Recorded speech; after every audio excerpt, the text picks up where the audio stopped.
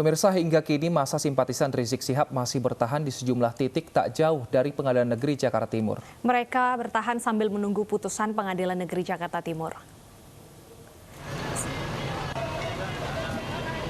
Sebelumnya pemirsa, masa pendukung Rizik Syihab dibubarkan paksa oleh polisi saat mendekat ke arah Pengadilan Negeri Jakarta Timur. Mereka berhamburan menyelamatkan diri ke wilayah perkampungan di sepanjang Jalan I Gusti Ngurah Rai, Jakarta Timur. Masa dari berbagai daerah itu berencana menghadiri sidang putusan Rizik Syihab di Pengadilan Negeri Jakarta Timur. Masa berusaha menembus barikade polisi yang menghalangi jalan menuju PN Jakarta Timur.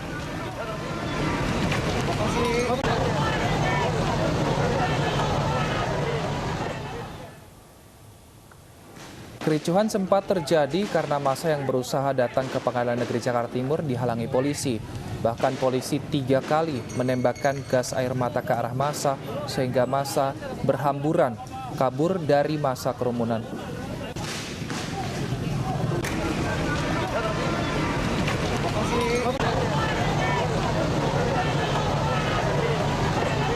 Perhatikan, himbau untuk seluruh massa bahwa akan tidak anarkis.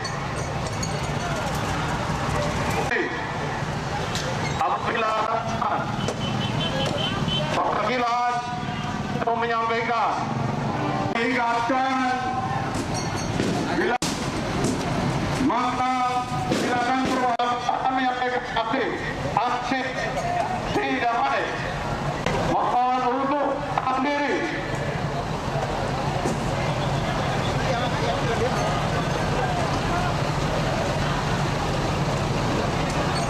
Mohon untuk menahan diri.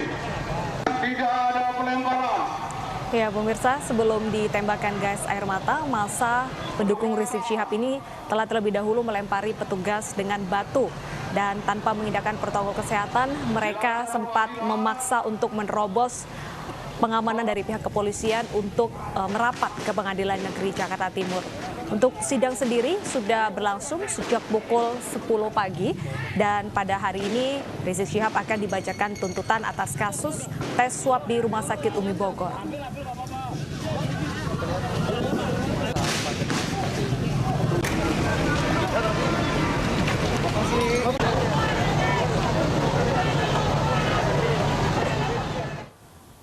Pemirsa, kita akan sapa Ririn Oktaviani di Pengadilan Negeri Jakarta Timur. Selamat siang Ririn, apakah sudah ada vonis untuk Rizik Syihab? Ya, Wilson dan juga Deta, Majelis Hakim yang dipimpin oleh Katwanto telah memutuskan terdakwa Rizik Syihab dengan hukuman pidana penjara selama 4 tahun karena terbukti secara sah dan juga meyakinkan melanggar dakwaan pertama pasal 14 ayat 1 Undang-Undang KUHP, di mana berkaitan tentang perkaranya, yakni adalah pemberitaan berita bohong berkaitan tentang hasil kesehatannya, yakni tes usap di Rumah Sakit Umi Bogor yang membuat keonaran pada saat itu. Vonis ini lebih ringan dari tuntutan jaksa penuntut umum yang menuntut terdakwa Rizik Syihab dengan tuntutan 6 tahun penjara. Yang artinya dari ketiga perkara yang dijalani oleh Rizik Syihab, yang pertama yakni adalah kerumunan Petamburan dengan hukuman 8 bulan penjara, kemudian kerumunan Megamendung dihukum dengan denda 20 juta rupiah, dan yang terakhir yang dibacakan hari ini yakni putusan berkaitan tentang RS Umi Bogor, yakni dipidana selama 4 tahun penjara. Lantas apakah nantinya kemudian penasehat hukum akan mengambil langkah upaya hukum seperti yang dilakukan dalam 2 perkara lainnya? Kami masih menunggu dari pernyataan lengkap dari penasehat hukum yang saat ini masih mendampingi terdakwa lainnya dalam kasus yang sama, yakni Hanif Alas, yang kemudian nanti akan dilanjutkan dengan pembacaan putusan Dr. Andi Tatap dalam perkara yang sama. Dapat kami informasikan juga bahwa suasana jalannya persidangan masih berjalan kondusif. Persidangan digelar secara terbuka dan dihadiri oleh pihak secara terbatas. Namun kami memantau ada keluarga dari Rizik Syihab yang hadir dalam persidangan hari ini, dan persidangan hari ini disiarkan secara langsung melalui kanal YouTube Pengadilan Negeri Jakarta Timur. Sementara itu pengamanan di luar persidangan di Pengadilan Negeri Negeri Jakarta Timur masih berlangsung. 3.000 personel lebih disiagakan di titik-titik yang telah disebar di sekitar Pengadilan Negeri Jakarta Timur. Tadi sempat terjadi bersih tegang antara simpatisan dengan pihak kepolisian, yang saat ini beberapa kemudian simpatisan masih bertahan di titik-titik penyekatan. Namun pihak kepolisian terus meminta untuk membubarkan diri dan memantau persidangan melalui kanal YouTube Pengadilan Negeri Jakarta Timur. Dan dapat kami informasikan juga, karena adanya penyekatan dan juga penutupan, banyak warga yang kemudian menonton jalannya penutupan ini. Namun kemudian pihak kepolisian meminta warga di sekitar Pengadilan Negeri Jakarta Timur untuk tetap berada di rumah karena masih berada di saat pandemi COVID-19. Deta dan juga Wilson. Baik Ririn, apakah ada jalur alternatif untuk masyarakat agar tidak kesusahan untuk melewati Pengadilan Negeri Jakarta Timur? Ya, tidak seperti persidangan sebelumnya bahwa penyekatan pada hari ini, yakni tepatnya pada agenda vonis Rizik Syihab ini memang lebih jauh. Maksud kami adalah penyekatan lebih luas daripada penyekatan pada persidangan-persidangan sebelumnya, di mana sebelumnya hanya berkisar antara berjarak 500 meter dari pengadilan, namun saat ini berlangsung lebih jauh sehingga mengharapkan atau menghimbau kepada masyarakat yang ingin melewati di sekitar jalur ini dapat menggunakan jalur alternatif lain. Deta dan juga Wilson. Terima kasih Ririn Oktaviani atas laporan Anda. Selamat bertugas kembali. Pemirsa, 9 pelajar SMA di Takalar, Sulawesi Selatan dilarikan ke rumah sakit usai menenggak miras oplosan. 1 diantaranya meninggal dunia dan sebelum dilarikan ke rumah sakit, seluruh korban mengalami mual, pusing, dan dada terasa panas.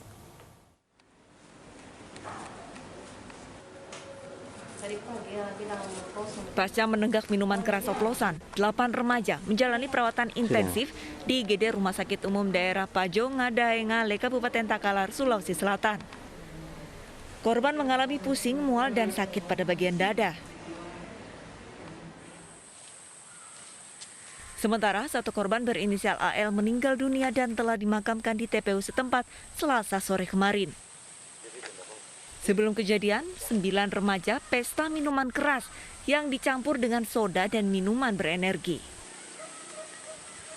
Kami akan menindaklanjuti dengan melakukan proses penyelidikan untuk mengetahui asal-usul dari minuman keras yang dioplos tersebut. Usai menjalani perawatan, petugas akan mencari tahu siapa oknum yang memiliki rencana pertama untuk meracik minuman keras oplosan tersebut. Dari Takalar, Sulawesi Selatan, Bukma Ainis melaporkan. Aparat Polresta Banyumas, Jawa Tengah menggelar perkara atas kejadian laka lantas yang menewaskan 6 orang. Polisi menetapkan sopir bus maut menjadi tersangka. Polisi Satuan Lalu Lintas Polresta Banyumas, Jawa Tengah melakukan gelar perkara kecelakaan maut yang menewaskan 6 penumpang mobil minibus. Sementara bus yang bertabrakan dengan 3 kendaraan sekaligus saat ini diamankan di Mapolresta Banyumas. Kondisi bus rusak parah pada bagian depan, sementara kondisi kendaraan yang bertabrakan nyaris hancur. Polisi juga telah menetapkan supir bus sebagai tersangka. Supir bus dianggap lalai dan menyebabkan korban luka berat dan meninggal dunia dan terancam hukuman 6 tahun penjara. Kami bersepakat untuk menerapkan pasal 310 ayat 3 dan 4 Undang-Undang Nomor 2 Tahun 2009 pada pengemudi. Nah, itu apa Pak bunyi pasalnya Pak? Barang siapa karena kelalaiannya mengakibatkan korban luka berat dan meninggal dunia dengan ancaman hukuman 6 tahun. Kemarin malam kecelakaan maut terjadi di Jalan Raya Banyumas arah Purbalingga di Desa Banjarsari Kidul, Kecamatan Sokaraja, Kabupaten Banyumas, Jawa Tengah. Supir bus kehilangan kendali saat akan menyalip sepeda motor, kemudian menabrak 3 minibus dari arah berlawanan. Diketahui 2 kendaraan yang terlibat kecelakaan adalah rombongan 1 keluarga yang akan tasyakuran ke Purbalingga.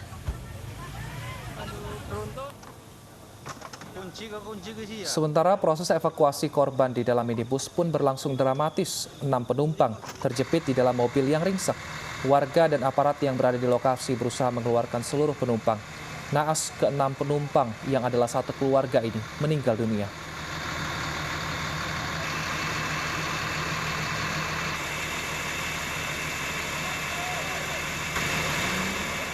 Kita ke informasi lainnya, pemirsa. Seorang pemuda di Buton Selatan, Sulawesi Tenggara diamankan polisi karena melakukan kekerasan seksual terhadap 19 orang anak di bawah umur. Modusnya, pelaku kerap mengajak korban berkeliling menggunakan sepeda motor.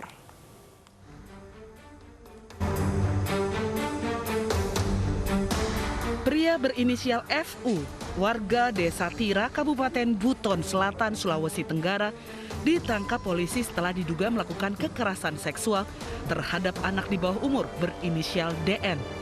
Pelaku ditangkap setelah salah seorang korban bercerita kepada pamannya telah disodomi oleh tersangka. Laporan paman korban ke pihak kepolisian ini menjadi pembuka terkuaknya rentetan aksi bejat tersangka sejak tahun 2018 silam. Polisi kemudian melakukan penyelidikan dan mendapati 19 laporan yang sama. Tersangka kerap mengancam korban untuk tidak melapor kepada siapapun. Ketika paman korban bertanya apakah ada korban lain selain kamu, lalu anak yang menjadi korban ini mengatakan bahwa banyak teman-teman saya yang juga menjadi korban perbuatan cabul yang dilakukan oleh tersangka itu. Tersangka akan dijerat dengan Undang-Undang tentang Perlindungan Anak dengan ancaman hukuman 15 tahun penjara. Dari Kabupaten Buton Selatan, Sulawesi Tenggara, Andi Eba, iNews melaporkan. Pemirsa, seorang pasien COVID-19 mengamuk di lobi IGD Rumah Sakit Pasar Minggu, Jakarta. iNews yang akan kembali dengan informasi selengkapnya usai jeda. Tetap bersama kami.